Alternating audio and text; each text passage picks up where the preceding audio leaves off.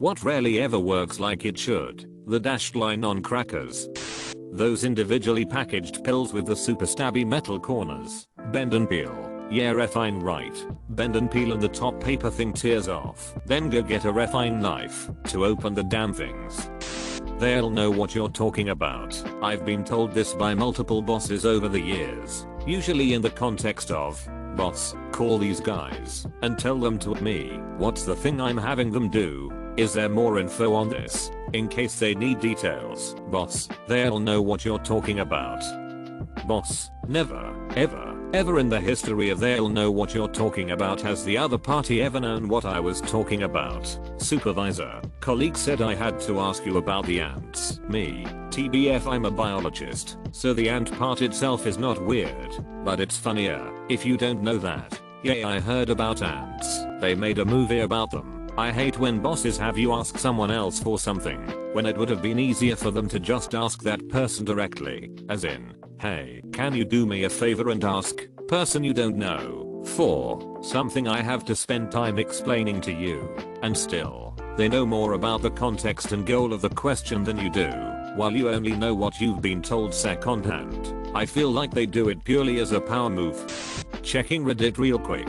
I'm good. I've only been here since 2 p.m. of Friday, August 10th, 2012. Send help. Anything you have to shove back in the original bag. Tents, sleeping bags, etc. The army has taught me to shove two sleeping bags, ground sheet, and divvy bag into one valise. It's a whole body affair. Babies, those don't go back up. You are now unsubscribed from this mailing list message. Thank you for confirming that there is a person reading this email address. Please allow 4 to 6 weeks for our computer system to update and remove you while we pump you harder. My digestive system really gives new meaning to your username. And no, thank you. This is why I hate traveling. Eating new foods and going on a new routine means my stomach won't agree with me. The open here or push here to open sections of every cardboard food container. Open other side. This is a normal box with delusions about being easy to open.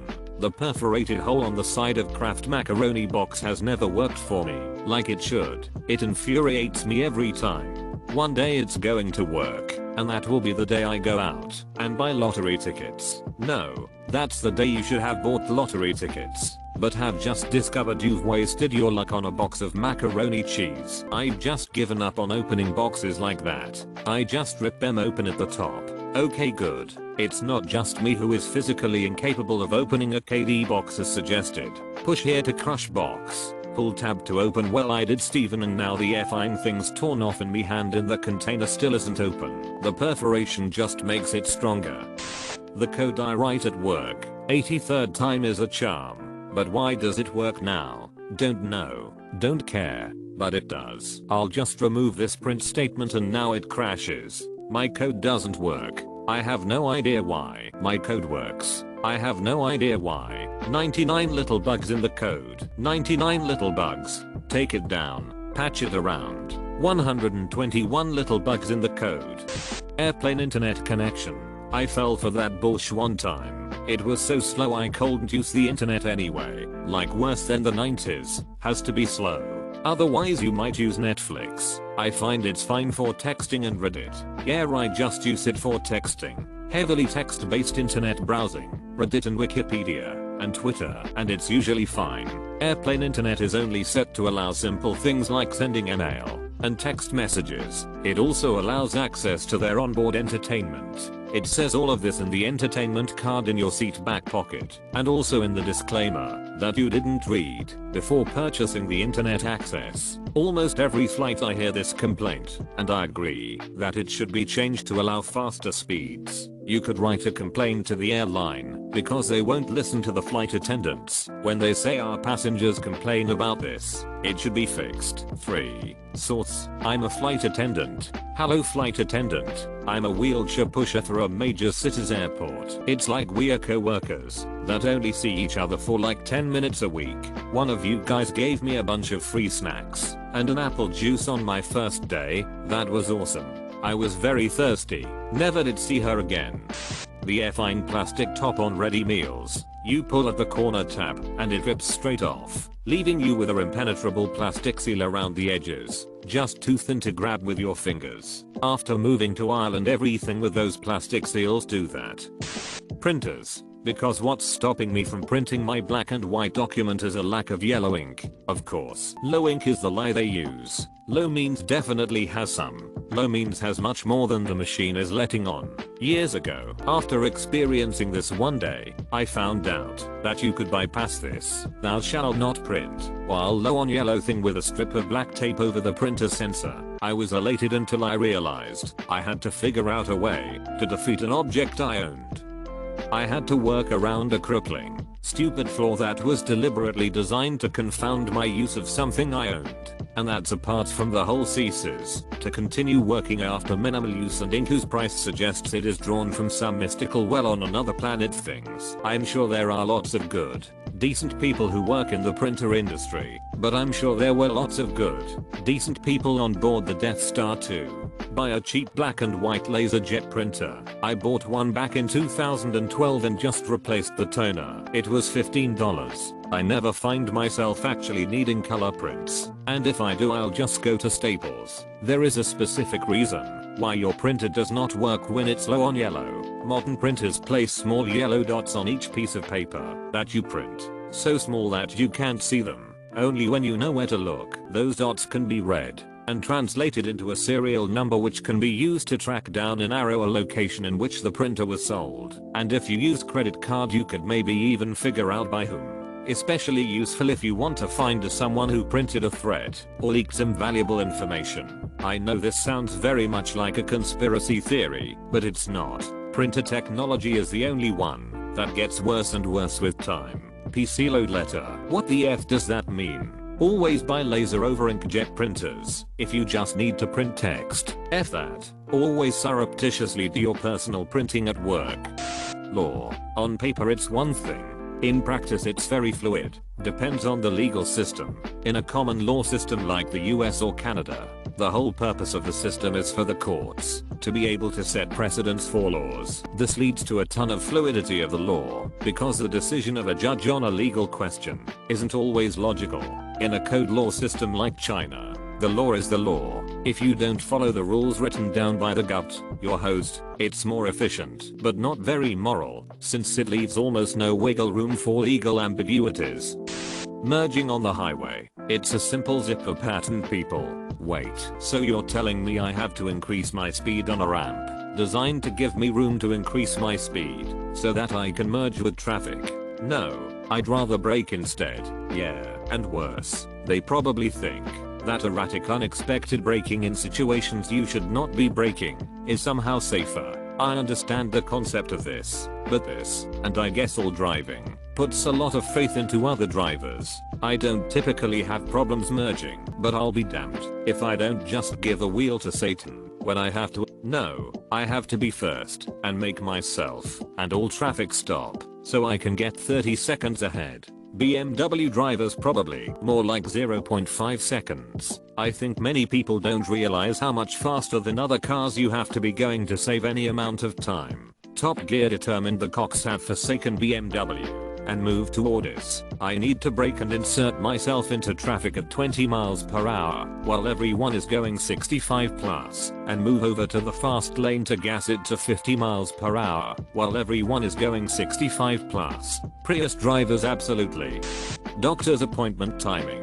God forbid I'm late 1 minute for the appointment, but I have to sit in a room with everyone coughing around me for an hour extra because he's late. Healthcare administrator here. I will tell you there are a bunch of factors that go into a clinic running smoothly, and 99 times in 100 one of those factors crops up and screws the entire day. It can be something as simple as a patient took longer to examine/evaluate at the beginning of the day, and then the rest of the day is thrown off. Some doctors still round in hospitals in the morning and then go to their office for clinic. So if the hospital patients take longer, or if there is an emergency, or if traffic is bad getting back to the office, boom, whole day is off. Patients sometimes say they have one issue to be seen for, and then go through a laundry list of issues once the doctor is in the room. Oh, you came in for a sore throat. Cool. 15-minute appointment. Oh, but your right eye feels like someone is sticking a needle in it. You have a barking cough for the last month. Your nose won't stop bleeding. And your hemorrhoids are acting up. Now that 15-minute appointment lasts 45 minutes. I've also experienced the doctor that just doesn't care, and his time is more important than the patient's, and he will be 30 to 60 minutes late with every patient. My advice: you always take the appointment as early as possible in the day. First appointment at 7:30 AM. Take it. You will be far more likely to be seen at your appointment time. And a general sat to everyone: just show up on time. If you are running late, call the office and let them know so they can move on to the next patients until you get there. Wi-Fi on a train. Every printer ever invented printer. Paper Jamie, but there's no paper stuck printer. I need magenta. Invading Russia. Found Napoleon. Could be Hitler. Windows troubleshooter. Trying to think about nothing to sleep. I can relate. Clear your mind. Clear your mind. Great. Now I'm thinking about how I'm supposed to clear my mind. What was that noise? Probably nothing. Damn it. 20 years ago there was some burger commercial where the guy was trying to clear his mind, but kept thinking about burger deals. And that has kept me from being able to meditate ever since. That's your mistake. You don't want to think about nothing. You want to jumpstart your dreaming. Start imagining yourself in an interesting scenario and let your mind run. Anything containing the sentence easy to open or easy opening. Nope, won't be easy, and I'll probably tear it apart to get it open. Facts. Facts and frequently asked questions. They're easily answered questions. If people are looking for answers, they're beyond what a fact is going to do for them. And anyone who works in CS that directs customers to consult the fact when they call can eat a dick. If you ever get Pillsbury rolls that come in the cylindrical tube, the tear to open portion cuts the instructions in half. Then you always absent-mindedly throw the wrapper away, only to refish it out, because you forgot what temperature you need to reheat the oven to. The Mousetrap board game. Honestly never seen it function as it's supposed to outside of the commercials. I'm still upset about that. My theory is that the game is designed to be played in vacuum to eliminate air resistance. You guys aren't playing scientifically enough. Your lungs need to be outside of your body to properly work with how the game's designed. It makes so much more sense. BRB gonna open Gramps' old vacuum chamber.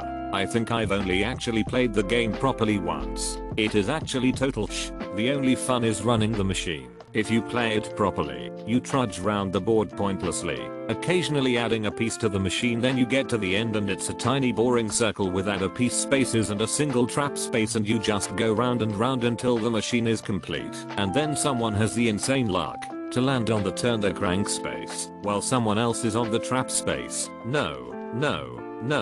That game is just meant to be put together and turn the crank. No one actually does it the other way. Effing printers. How are they still so rant from 4 years ago. Yup, nothing's changed. Tear here and self-checkouts.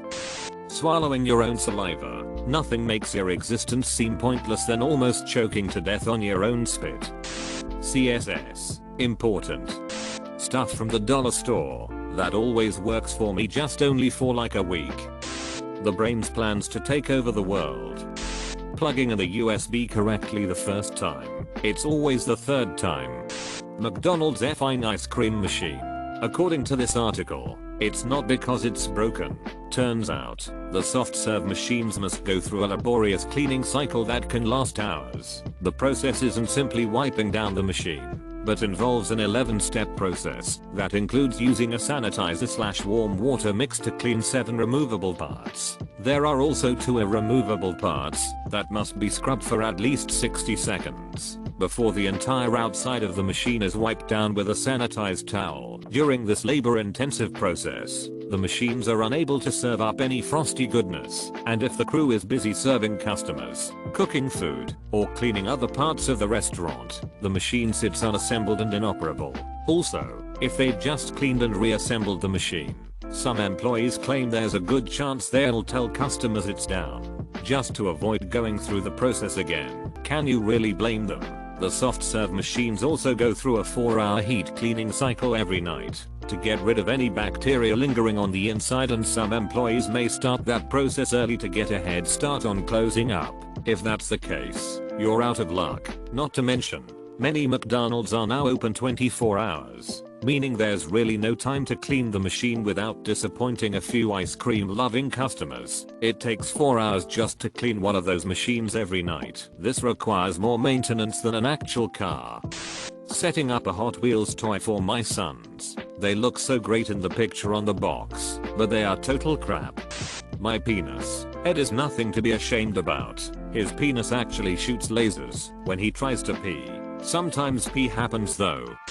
Wedding processionals. The wedding party practices the processional repeatedly with the minister and organist to time it and make it go smoothly, but on the actual day of the wedding, the procession never goes as rehearsed. Sometimes the bride hesitates at the back of the church, perhaps nervous, long after everyone else in the procession has gone before her, and the organist runs out of music. Maybe those women just didn't want to marry you. The effing Wi-Fi. The perforated side of a craft in a box. My life. Universal standards. Whether you're talking about gender or USB ports, the one purpose of a standard is to cover all use cases. No standard ever does or has, and trying to enforce any standard always returns exceptions. I had a professor who worked in software engineering, specifically around requirements testing. I remember the day he discovered that Wi-Fi equipment does not conform to Wi-Fi standards. He was so deflated. He had just assumed that they wrote up a specification, made sure to follow the specification precisely, did a lot of automated testing and formal methods to make sure no deviation from the specification, etc. The reality is they come up with the specification, then build something that gets pretty close. Then all the manufacturers get together and have a bake-off where they try to get their respective devices to communicate with each other, fiddle with stuff until it's bug for bug compatible, and call it a day. Relevant XKCD. Marriage. To be honest, you watch TV and movies and get this idealistic image of what a marriage is. Then, when it's your turn, you see how much hard work is involved in being a truly happy marriage. I dunno. I don't think my husband and I are respectively a sexist moron and a condescending harpy like the sitcom couples.